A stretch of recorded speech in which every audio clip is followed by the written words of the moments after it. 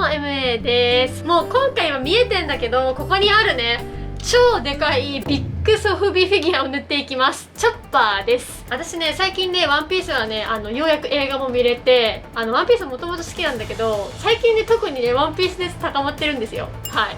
だから今回塗っていくフィギュアも、チョッパーにしました。何気にチョッパー塗るのは初めてなんだけど、今回塗っていくフィギュアっていうのは、実はね、素材がちょっと特殊で、ソフビフィギュアなんだよね。なんかあんま材質のこととかさ、みんな意識しないと思うんだけど、ソフビのフィギュアって、私がね、よく塗って、この動画で見せてるフィギュアとはちょっと違くて、ちょっと柔らかいというか、ガチガチじゃないんですよ。だからフィギュアを塗っていくっていう点でもちょっとね、塗料のこととか考えて塗らないといけない点があるんですね。そうだから今回このチョッパーを塗っていくにあたって使っていく塗料、ちょっと特殊な塗料になります。とりあえず一回出したらチョッパー。あ、そうだねそうだね、中身見ないと分かんないもんね。結構これね、いいフィギュアだと思いますよ、マジで。じゃあ開けますね、ちょっと。じゃじゃじゃじゃーん、めちゃくちゃ可愛くない？ほら、ちょっと頭でっかちに見える。なんかいやでもさチョッパーってさ、頭でっかちなのが可愛いじゃんね。え、なんていうの、この二頭身キャラでいいのかな、チョッパーに関しては。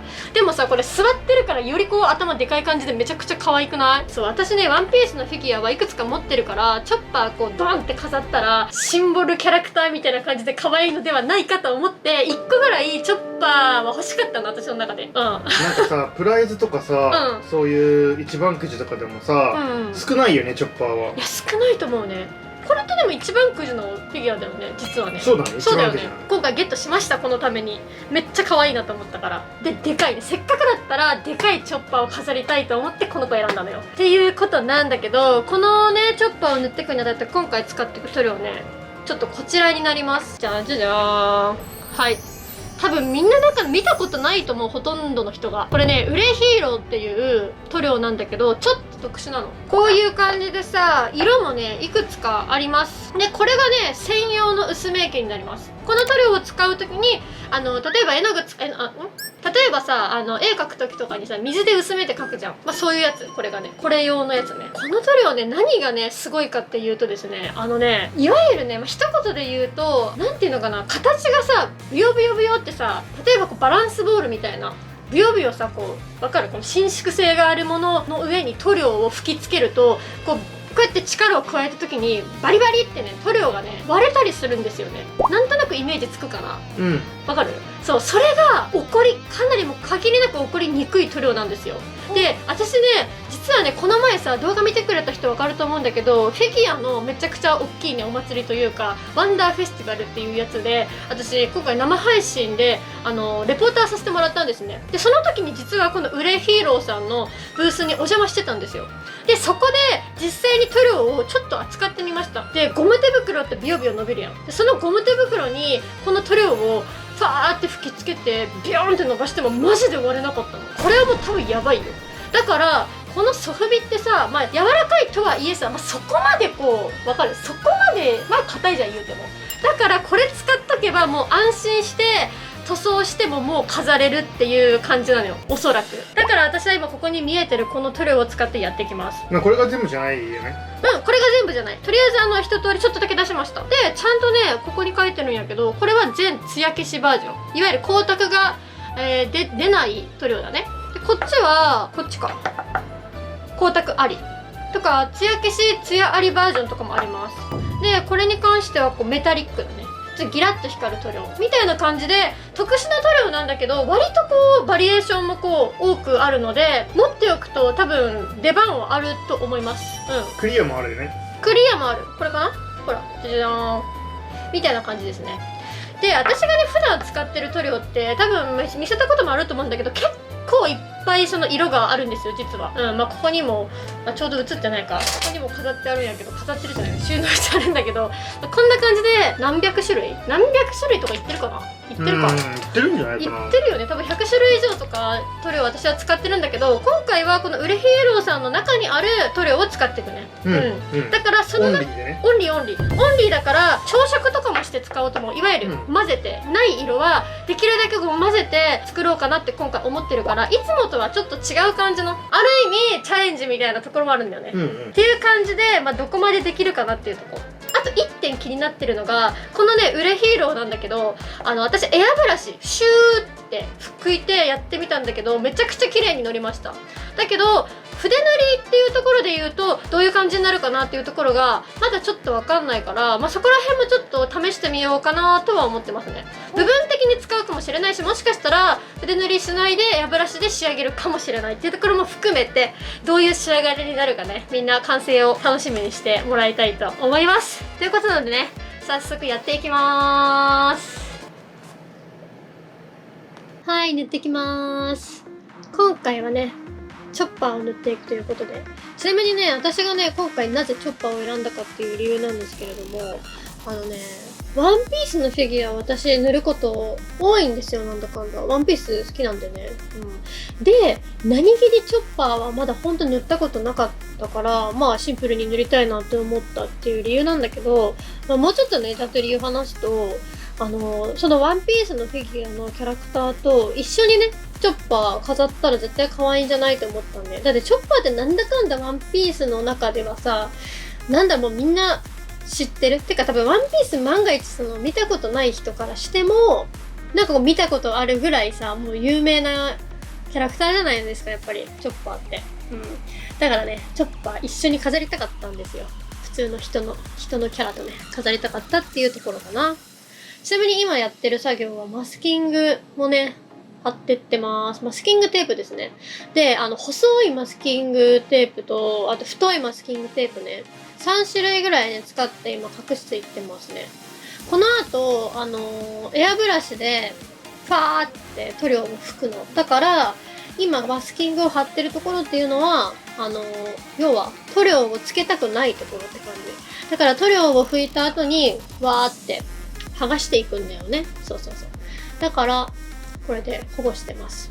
で、今塗ってるのはマスキングズルって言って、液状なんですよね。液状なので、こういう筆を使って、マスキングをしていってるっていう感じ。これも、普通に今は乾いてないんだけれども、乾燥するのでね、これもペリペリって剥がすことができます。はい。早速ね、まずはエアブラシで塗っていきます。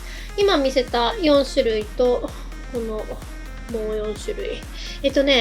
今回ね、塗っていった、塗料なんだけど、全部でね、1、2、3、4、5、6、7、8。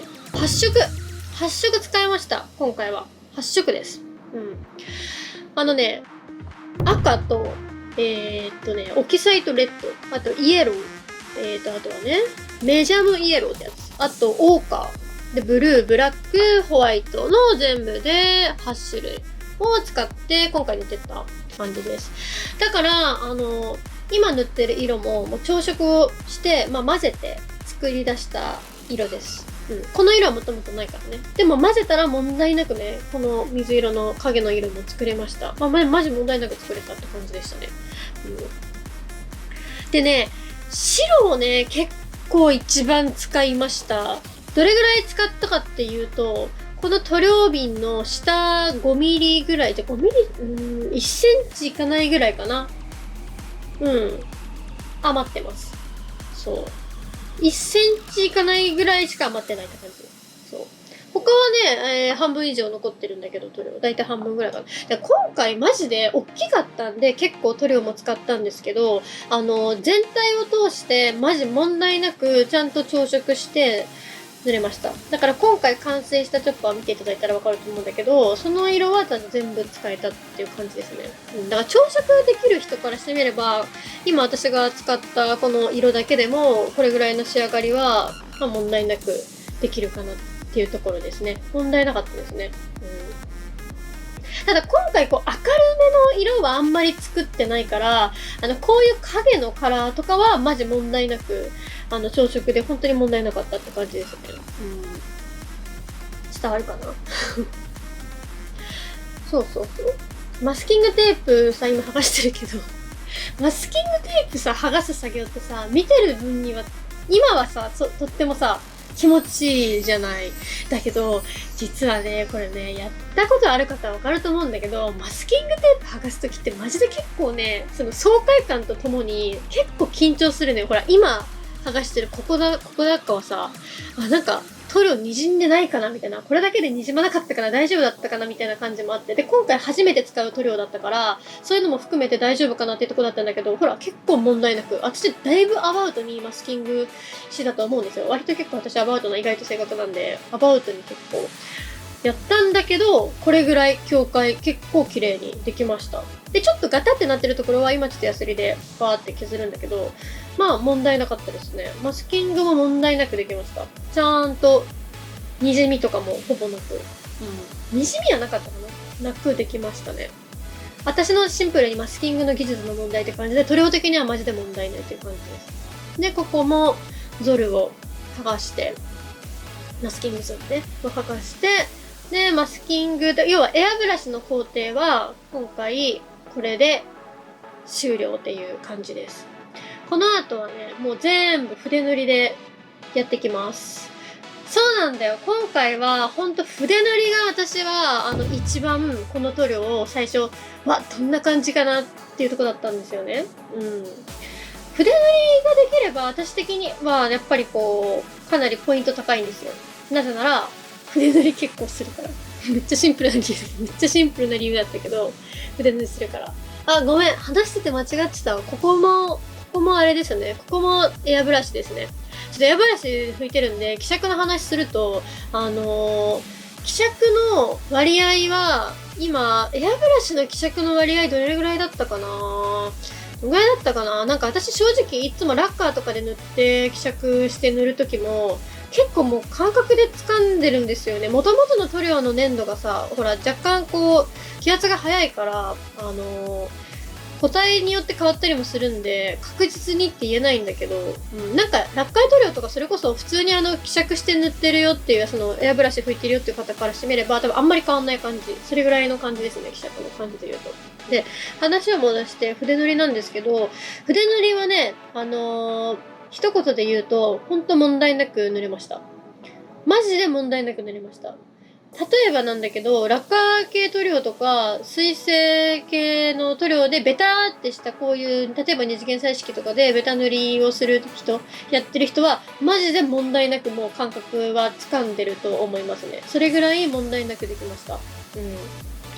で、筆塗りの時の希釈の割合は、そうだな、何対何とかっていうよりもちょっと話しやすいから、ブレヒーローを塗料皿に出します。で、スポイトとかでちょって、そうだな、何滴ぐらいかな。2、3滴ぐらいかな。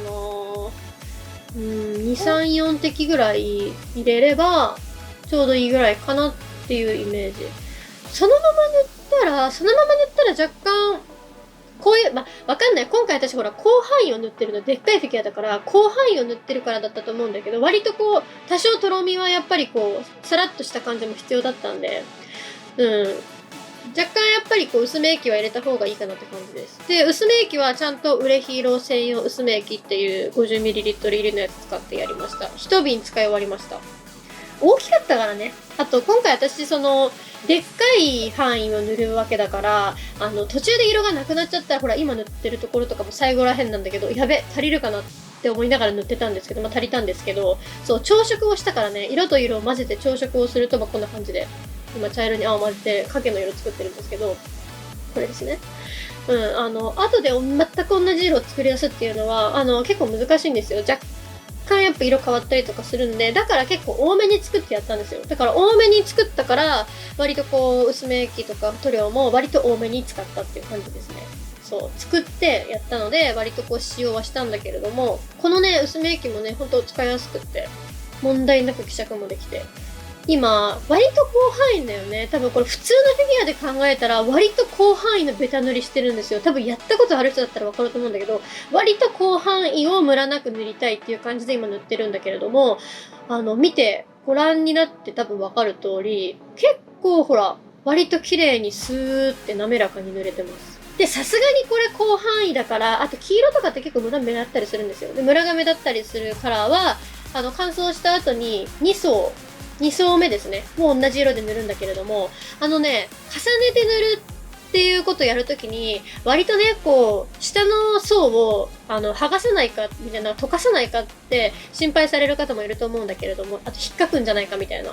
で、それもね、多分問題なく塗れますよ。いわゆるその、同じカラーじゃないカラーを重ねたとしても、別に下の色そんななんか、なんていうのかな、悪い意味で溶かすってことはないと思います。ないと思う、多分。マジでラッカー塗料の重ね塗りと似たような感覚です。うん。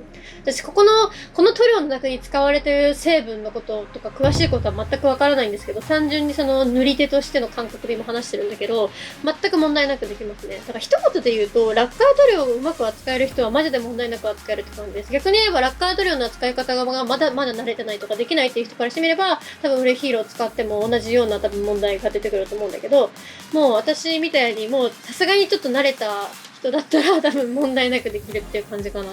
うん。そういう感じですね。だからね、ソフビ系のフィギュアを塗る人はね、マジで心からおすすめしたいです。こういうソフビとかに、なんかこう、なんていうのかな、向いてる塗料ってたくさんあるわけじゃない。本当に少ないと思うから、こういうね、塗料がね、出るとね、やっぱりこう気になるし、シンプルにありがたいですよね。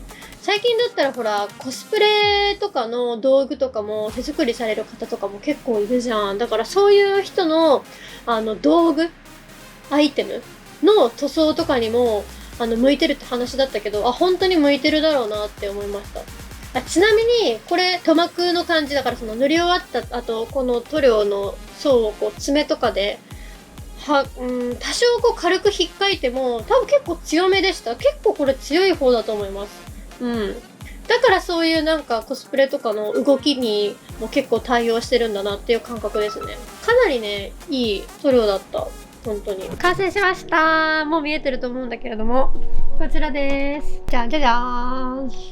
でかいでしょ、こう私と比較すると。このチョッパーは本当にでかいんだよ。一番くじのやつだけどさ。どうですか？まずはこう比較見せたかったんだよね、こうやって。大きさ的に。じゃあ早速ね、フィギュアケースの中に飾りたいと思います。ここはさ、狭いんで、あっちのね、ちょっと大きいところに飾りますね。はい、ここに飾ろうと思うんやけれども、ここね、もう見ての通り、もう全部ね、フルフルで埋まっちゃってるのよ。だから、ここを開けて、ここにチョッパーをね、置こうと思いますね。一旦じゃあね、ちょうどいいね。どうですか？ほら、ちょっと引きで見ると、こういう感じだから、でかさがね、伝わると思う。ほら。だって、このさ、SMSP とかもさ、相当でかいのにさ、それと比べてもこのでかさだからね、さすがビッグスケールフィギュア。一回ぐるって見せますね。じゃーん。後ろもね、ほら、塗ってるんですよ。こういう感じで。結構後ろの方はね、こう大胆に色付けてます。ここほら。ここはエアブラシで塗ったところなんだけど、なんだかんだ最終的に筆で塗った面積の方が多いんじゃない？手数的には。今回本当に筆塗りもしやすくってびっくりしちゃった。実はさ、エアブラシでは綺麗に拭けるけど、筆塗りだとどうなんだろうって本当に思ってたんですよ。だから最初も様子見でエアブラシからも確実にスタートしたんだけど、結果的にですよ。ほら、ここのお顔とか、この黄色のところと影で、さらに濃いこの影の部分、こことかもね、筆で塗ってるんだけど、まあね、普通に塗れましたよ、結構。そんなにムラとかも気にならないでしょ？普通にソフビとかのペイントたまにするよっていう方で、まだこのウレヒーローを使ったことがないよとか、検討してた段階だったんだよっていう方には、ぜひね、やってみてもらいたい。少なからずね、私はね、これぐらい塗れましたよ。っていうことでした。このチャンネルではね、こういう感じでフィギュアを塗ったりとか、フィギュアにまつわることをやってますので、ぜひ、フィギュア好きの方とか、アニメ漫画好きの方はまた遊びに来てね。ということで、今日も最後まで見てくれてありがとうございました。上の方見てなかったね。上の方こんな感じで。はい。また次のね、動画でお会いしましょう。じゃあねー。ピューン。